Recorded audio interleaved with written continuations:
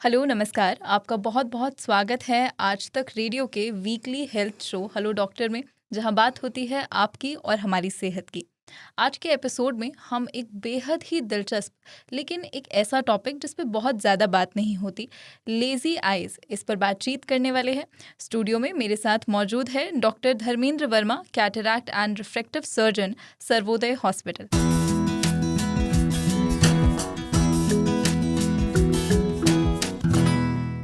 Hello doctor, आपका hello, बहुत बहुत नमस्कार। स्वागत है। डॉक्टर, बहुत बेसिक से शुरुआत करते हैं। लेज़ी आइज़ ये टर्म सुनकर जो सबसे पहला ख़्याल मेरे ज़हन में आता है वो ये कि कमज़ोर आँखें होंगी शायद। ल अ, आप मुझे बताएं कि ये बीमारी एग्जैक्टली होती क्या है?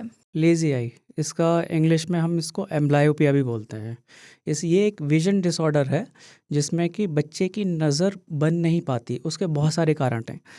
एक आँख में नज़र ना बनना, या कभी-कभी होता है कि दोनों आँखों में नज़र नहीं बन पाया, जिसका सबसे पहला कारण है कि सही समय पे चश्मा नहीं लगाना। दूसरा कारण है किसी बच्चे को बहंगापन है, उसकी वजह से भी ये होता है। तीसरा कारण है कि किसी को कोई कॉर्निया, हमारा ब्लैक पोर्शन आई का दिख रहा है, इसको कॉर्निया बोलते हैं, इसमें कोई ओपेसिटी आ जाना, जिससे हमारी जो रेज़ होती हैं बाहर की, वो अंदर आई के एंटर नहीं कर पाती, तो एक आँख हमारी अंदर से कमज़ोर होने लगती है। आपको मैं एग्ज़ाम्पल लेके बताता हूँ कि अभी मैं चश्मा पहन रहा हूँ, अभी मैंने चश्मा उतार दिया, अभी मुझे कुछ नहीं दिख रहा, सारा हिज़ी है। अभी मैंने चश्मा लगा दिया, अब मुझे सारा क्लियर दिख रहा है, इस आँख से भी दिख रहा है, इससे भी दिख रहा है।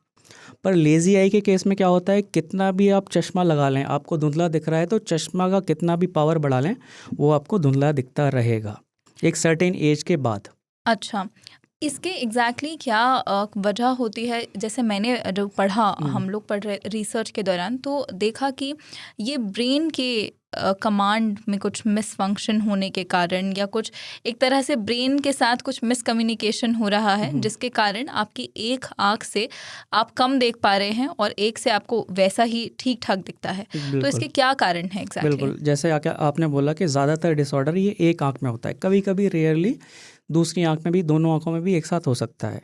जैसे कि किसी बच्चे को चश्मे का नंबर है एक आँख में, दूसरी आँख में कोई चश्मे का नंबर नहीं है, तो उसकी लाइफ सिंपल है, उसको दिख रहा है एक आँख से, उसने कभी कंप्लेन नहीं किया। बट जिस आँख में चश्मे का नंबर है, उससे हमेशा सबकॉन्शियसली उसको ब्लर दिखता रहता है, जो कि वो एक्सप्रेस नहीं कर पाता बच्चा कभी।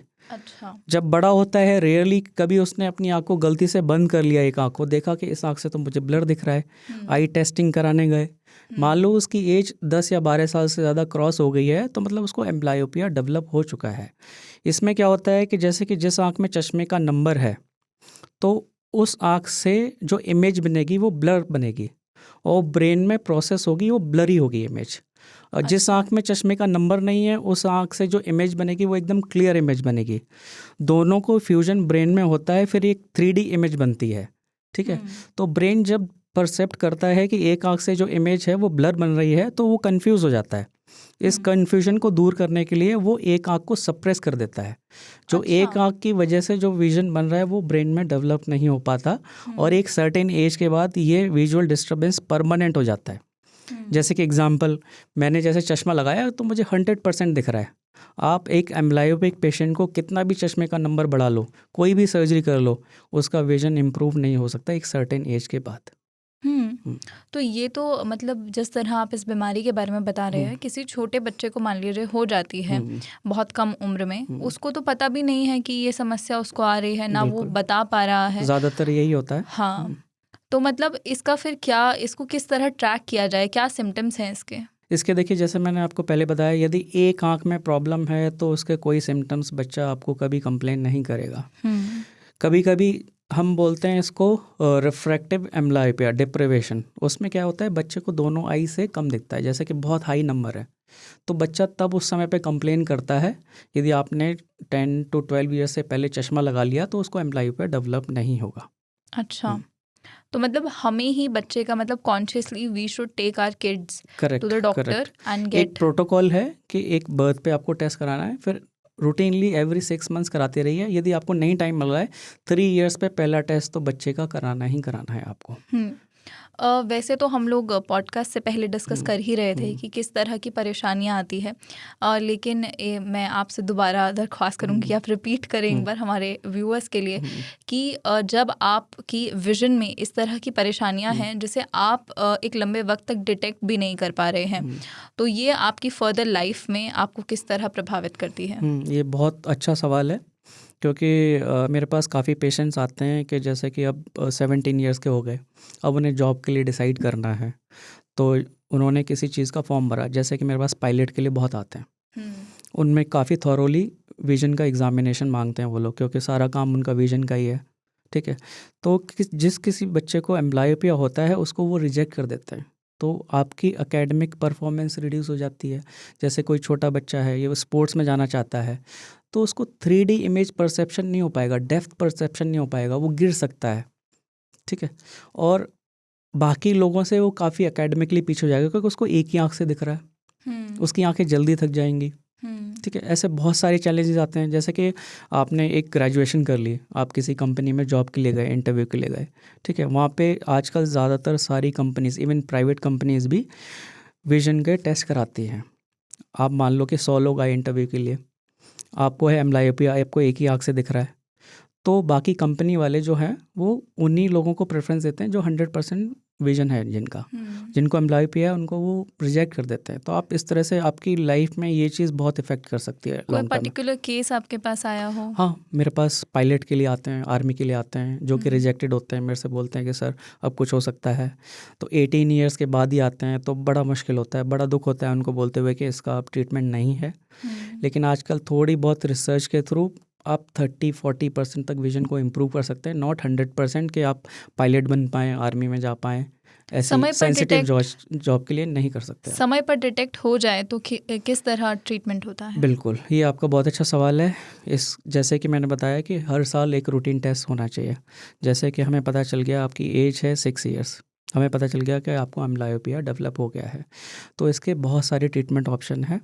सबसे पहला सबसे अच्छा ट्रीटमेंट ऑप्शन है कि पैचिंग, एक आई को क्लोज कर देना। जो आपकी बेटर आई है, मान लो कि आपकी बेटर आई राइट आई है, राइट आई से आपको 100% दिखता है और लेफ़्ट आई से आपको हार्डली 10 to 20% दिखता है, तो आपको क्या करना है, राइट आई को पैच करना है और जो भी चश्मे का नंबर है आपके लेफ़्ट आई में उसको चश्मा लगाना है आपको, और लेफ़्ट आई को आपको 2 to 6 hours in a day use करना है।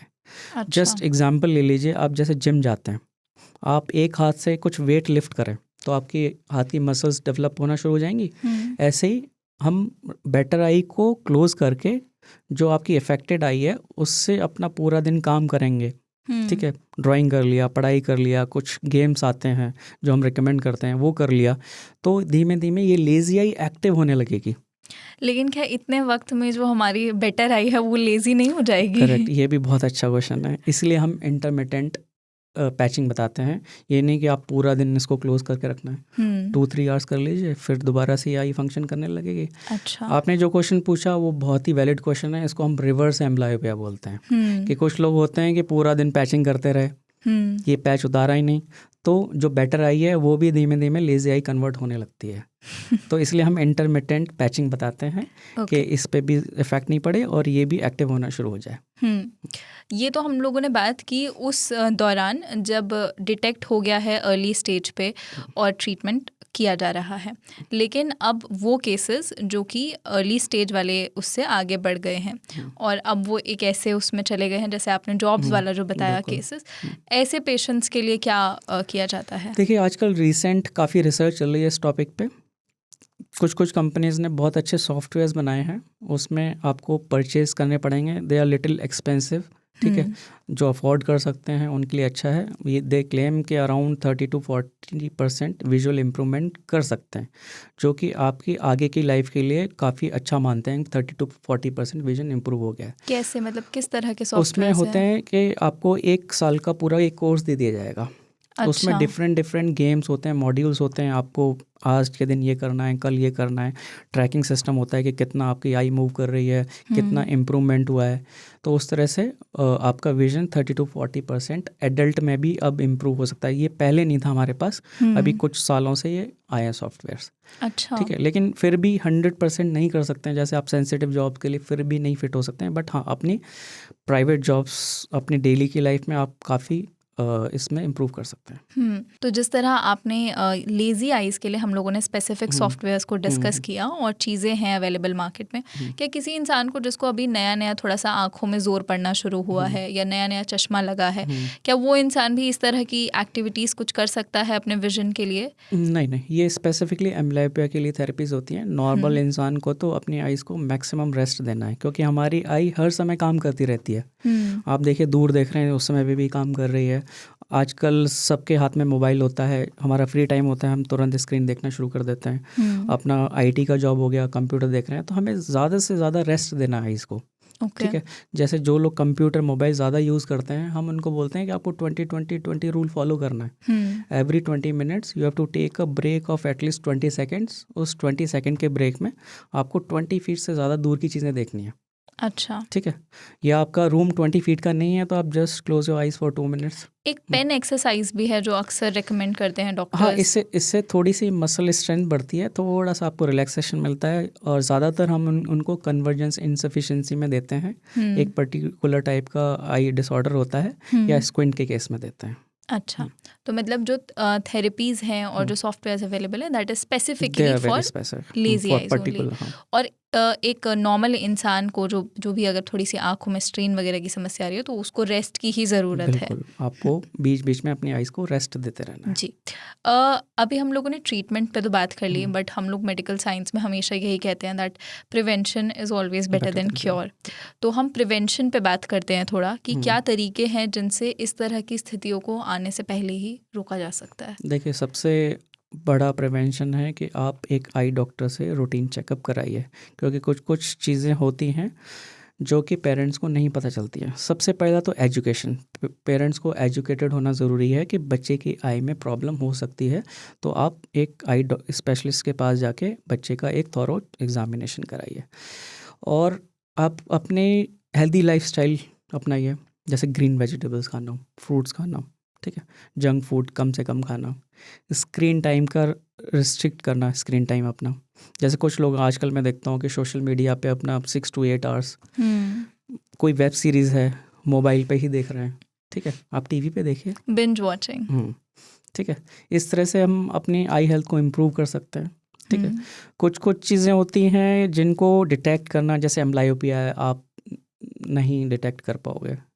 यदि दोनों आंखों में एम्ब्लायोपिया है तो हाँ, आप अर्ली डिटेक्ट कर लेते हो। तो मतलब आपको डॉक्टर के पास जाना, मतलब साल रूटीन में टेस्ट, एक बार आप रूटीन टेस्ट ज़रूर बिल्कुल, करवाएं अपनी आंखों बिल्कुल। का। डॉक्टर, कुछ थोड़ा सा ये ना, क्योंकि घरेलू नुस्खों पर लोगों का बहुत जोर रहता है, और ख़ास तौर से जब मैं देखती हूँ स्पेशली आँखों के मामले में, ईएनटी के मामले में, नाक कान कुछ भी आ जाता है, लोग कोशिश करते हैं हम ही अपने आप से कुछ बिल्कुल, अदरक बिल्कुल। पानी मिला के कुछ करें। क्या आपने भी कभी कोई ऐसा घरेलू नुस्खा एक्चुअली देखा है, विटनेस किया है, जो वर्क कर रहा है आँखों की बेटरमेंट के लिए? नहीं, देखिए, साइंटिफिकली प्रूव्ड कोई नहीं। एज अ डॉक्टर हम सारी चीज़ें साइंटिफिकली बेस्ड होती हैं तभी रिकमेंड करते हैं। तो अभी तक हमें ऐसा कोई नुस्खा नहीं मिला है जिससे कि आपका विजन इम्प्रूव हो जाए। आइज़ को बेस्ट होता है, आइज़ के लिए कुछ नहीं करना है आपको। ठीक है, ना आइज़ को वॉश करना है, ना आइज़ में कुछ आपको गुलाब जल डालना है, ना कोई अननेसेसरी ड्रॉप डालना है। आपका स्क्रीन टाइम बहुत ज़्यादा है तो आप एक सिंपल सा लुब्रिकेंट ज़रूर यूज़ कर सकते हो, जो ड्राइनेस को प्रिवेंट करने के लिए। अदरवाइज़ आइज़ के लिए स्पेशली हमें कुछ करने की ज़रूरत नहीं है। बस एक रूटीन टेस्ट कराना है विजन के लिए कि कहीं आपको कोई विजुअल डिस्टर्बेंस तो नहीं है। मतलब कह सकते हैं कि आंखें अपने आप में बिल्कुल सेल्फ सफिशिएंट ऑर्गन है, बिल्कुल। सब कुछ अपने आप कर सकती है। आपको सिर्फ इसको टाइम टू टाइम रेस्ट देते रहना है और रूटीन चेकअप कराते रहना है। जैसे अपने आइज़ में टीयर्स होते हैं, उनमें बहुत सारी एंटीबैक्टीरियल प्रॉपर्टीज़ होती हैं। ठीक है, आप अननेसेसरी आई में कोई ड्रॉप डाल रहे हो, काउंटर से आपने कुछ ईचिंग के लिए ड्रॉप ले ली, तो ओवर द काउंटर है वो स्टेरॉइड वाली ड्रॉप दे देते हैं आपको। अच्छा। जिससे फर्दर कॉम्प्लिकेट होने के चांसेस होते हैं, जैसे कि काला मोतिया बन जाना। काला मोतिया और एक ड्रेडेड डिजीज़ है जिसमें अपनी आंखों की नस सूख जाती है आंखों का प्रेशर बढ़ने की वजह से, जिसका भी कोई ट्रीटमेंट नहीं है यदि अर्ली डिटेक्ट नहीं किया गया हो। तो इसलिए आइज़ को लिए कुछ नहीं करना है, इवन आपको वॉश भी नहीं करना है। आई अपने आप खुद ही वॉश कर लेती है अपनी आई को। लेकिन कभी-कभी तो जैसे आँखों में कुछ लग जाता है, सुबह आप उठते हैं तो आँखें बिल्कुल उनिंदी रहती हैं, तब आप प्रेफ़र करते हैं कि चलो अब थोड़ा-सा वॉश तो मतलब ठीक ये है, तो ये हाँ, आपका अच्छा क्वेश्चन है। हमारी पुराने टाइम से ही आदत है शुरू से ही कि हम सुबह उठते ही अपना रेगुलर फेस, हाइजीन हाँ, routine face clean sort of, करते हैं, तो हम अपनी आइज़ को ओपन करके आई हाँ, स्प्लैश भी कर पानी लेते हैं। छपकाते हैं। ठीक है, तो आप सिंपल करिए, आपको करना है तो केवल आरओ वाटर यूज़ करिए और आइज़ को ओपन करने की ज़रूरत नहीं है। आइज़ को क्लोज़ करके आराम से आई को क्लीन कर सकते हैं। ओके, तो लेज़ी आइज़ क्या परेशानी होती है? इसे वक्त रहते किस तरह डिटेक्ट किया जा सकता है? डिटेक्ट हो गई तो ट्रीटमेंट कैसा होगा? डिटेक्ट नहीं हुई तो कैसे ट्रीटमेंट होगा? इस पर हमारी विस्तार से बातचीत हुई डॉक्टर धर्मेंद्र वर्मा से। आपके साथ फिर ऐसे ही किसी टॉपिक पर बातचीत के लिए फिर मुलाकात होगी। नमस्कार, इजाज़त दीजिए।